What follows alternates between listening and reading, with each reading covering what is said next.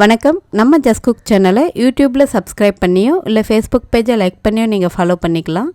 இந்த வீடியோவில் எல்லாருமே விரும்பி சாப்பிடக்கூடிய வாழைக்காய் வறுவல் தான் எப்படி பண்ணுறதுன்னு பார்க்க போகிறோம். இந்த மாதிரி நல்ல ஃப்ரெஷ்ஷான வாழைக்காயாக எடுத்துக்கோங்க. தோல் சீவுறதுக்கு ரொம்பவே வசதியாக நல்லாயிருக்கும். இந்த தோல் நல்லா பட்டையாக உறிஞ்சி வந்துடும். அந்த மாதிரி நல்லா தின்னாக சீவி எடுத்துக்கோங்க. ரொம்ப திக்காக சீவ வேண்டாம். தோலை நல்லா திக்காக சீவினீங்க அப்படின்னா அதோட நார் பகுதி எல்லாமே கம்ப்ளீட்டாக நமக்கு இல்லாமல் போயிடும். அதனால் நல்லா தின்னாக சீவிட்டு நமக்கு விருப்பமான ஷேப்பில் நல்லா கட் பண்ணிவிட்டு நம்ம தண்ணியில் போட்டு வச்சிடலாம். வாழைக்காயில் அந்த பிசுபிசுப்பு தன்மை இருக்கிறதுனால அது சீக்கிரமாக கருத்து போகக்கூடியது. அதனால் தண்ணியில் போட்டு வச்சுருங்க. இப்போது வாழைக்காய் எப்படி வறுக்கிறதுன்னு பார்க்கலாம். ஒரு கடாயில் 2 டேபிள் ஸ்பூன் எண்ணெய் சூடு பண்ணிவிட்டு கொஞ்சமாக கடுகு, உளுத்தம்பருப்பு, கொஞ்சமாக பெருங்காயத்தூள் சேர்த்துடலாம். உளுந்து நல்லா பொரிஞ்சதும் நம்ம வெட்டி எடுத்துருக்கிற வாழைக்காய் துண்டுகளையும் இது கூடவே சேர்த்துட்டு மிதமான தீயில் நல்லா வதக்கி விட்டுடலாம். இந்த காய் ஒரு கால்வாசி அளவுக்கு நல்லா வெந்துடட்டும். நல்லா சிம்மரில் வச்சுடுங்க. அதுக்குள்ளே நம்ம ஒரு மசாலா ரெடி பண்ணிடலாம்.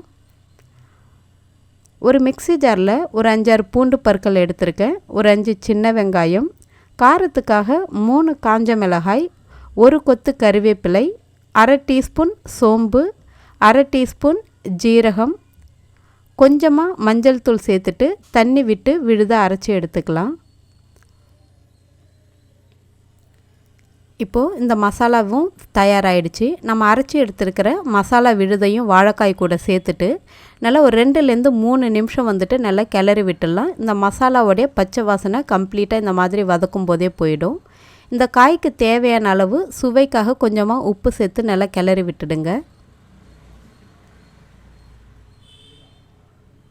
இது நல்லா கலந்ததும் அதே மிக்ஸி ஜாரில் ஒரு 1/4 டம்ளர் அளவுக்கு தண்ணி விட்டு நல்லா அலசி இந்த மசாலா கூடவே சேர்த்துடலாம். வாழைக்காய் கூடவே சேர்த்துட்டு மிதமான தீயில் வச்சு நல்லா வேக வச்சிடலாம். இந்த மசாலா இந்த தண்ணி எல்லாமே நல்லா சுண்டி வரணும். அந்த அளவுக்கு நம்ம வேக வச்சிடலாம். இப்போது எல்லாமே நல்லா வெந்து சுண்டி வந்திருக்கு. இந்த டைமில் நல்லா கிளறி விட்டுட்டு 1 கொத்து அளவுக்கு கறிவேப்பிலை சேர்த்துக்கோங்க. நல்லா வாசனையாகவும் இருக்கும், ஃப்ரெஷ்ஷாகவும் இருக்கும் சாப்பிடும்போது. அப்பப்போ இந்த மாதிரி கிளறி விட்டு நம்ம ஃப்ரை பண்ணும்போது 1 கரண்டியோ இல்லை 2 கரண்டியோ எண்ணெய் அப்பப்போ தெளித்து இந்த மாதிரி நம்ம வதக்கணும் அப்படின்னா காய் எல்லாமே நல்லா மசாலா ஒட்டி சூப்பராக தயாராகிடும். நீங்கள் ரசம் தயிர்க்கெலாம் வைக்கிறீங்க அப்படின்னா நீங்கள் கொஞ்சம் முன்னாடியே கூட நீங்கள் அடுப்பை ஆஃப் பண்ணிவிட்டு அந்த வாழைக்காய் வறுவலை நீங்கள் அப்படியே கூட சாப்பிட்லாம். அந்த மசாலா சாப்பிட்றதுக்கு ரொம்பவே டேஸ்டியாக நல்லாயிருக்கும்.